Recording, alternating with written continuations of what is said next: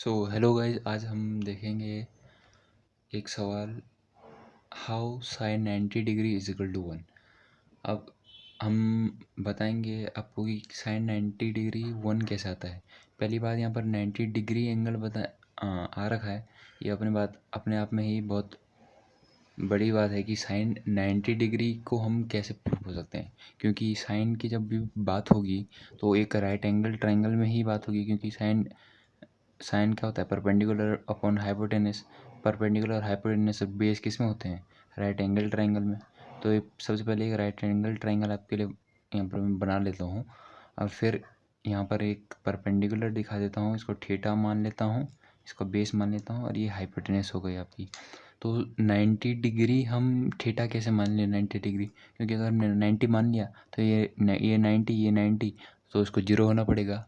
क्योंकि interior angle का सम triangle में तो 180 होता है, तो इसको 0 होना पड़ेगा। फिर ये ट्रायंगल बना कैसे? तो सवाल ये होता है कि ये ट्रायंगल बना कैसे। सबसे बड़ा कन्फ्यूज़न यही है कि जब ट्रायंगल बन ही नहीं रहा है तो आप साइन की बात कर कैसे रहे हो।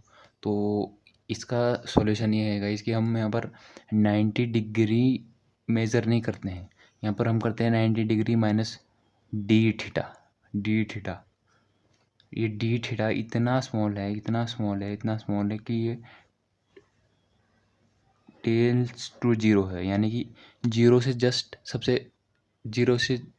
बड़ा है, जस्ट बड़ा। आप समझ सकते हो उसको कितना छोटा होगा ये, कि बस ये जीरो से बस थोड़ा सा बड़ा है, बस थोड़ा सा।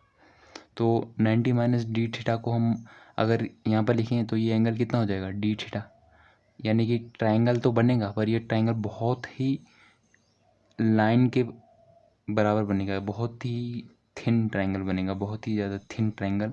तो इस ट्रायंगल में अगर हम लगाएं sine 90 degree minus D theta, तो उसको हम 1 प्रूफ कर सकते हैं। तो ये प्रूफ यहाँ से आता है। और साइन 90 माइनस डी थीटा को हम साइन 90 भी लिख सकते हैं, क्योंकि आप ये पढ़ते हुए हो कि साइन के जो ग्राफ बनता है वो कंटिन्यूस ग्राफ बनता है। कंटिन्यूस यानी कि एक पॉइंट के जस्ट आगे और जस्ट पीछे वैल्यू सेम रहती है। किसी भी एक पॉइंट के जस्ट आगे डी थीटा आगे और डी थीटा पीछे जस्ट उसकी वैल्यू सेम रहती है। इसलिए साइन 90 माइनस डी थीटा बराबर साइन 90 होगा।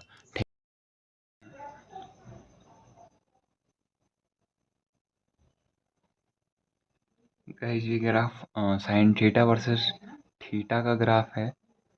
तो कंटिन्यूटी ऑफ ए फंक्शन का मतलब ये होता है, जैसे कि कंटिन्यूस फंक्शन का मतलब यही मैंने आपको थोड़ी देर पहले समझाया। आप एक और एग्जांपल के थ्रू समझ सकते हो। डिसकंटिन्यूस फंक्शन कुछ ऐसा होता है, जैसे कुछ मान लो ये ऐसा और ये ऐसा चले गए। जैसे इस पॉइंट के अबाउट अगर मैं बात करूं, तो इस पॉइंट से पहले क्या है, ये इधर है, और इस पॉइंट के बाद जस्ट बाद ये फंक्शन सीधा यहाँ पर पहुँच पा रहा है। तो इस पॉइंट के आगे पीछे फंक्शन सेम नहीं है, यानी कि इस पॉइंट के जस्ट आगे वैल्यू कुछ और है, इस पॉइंट के जस्ट पीछे इससे अलग है। तो ये फंक्शन कंटिन्यूस नहीं है। ये होता है डिसकंटिन्यूस फंक्शन और कंटिन्यूस फंक्शन के बीच में डिफरेंस। So thank you.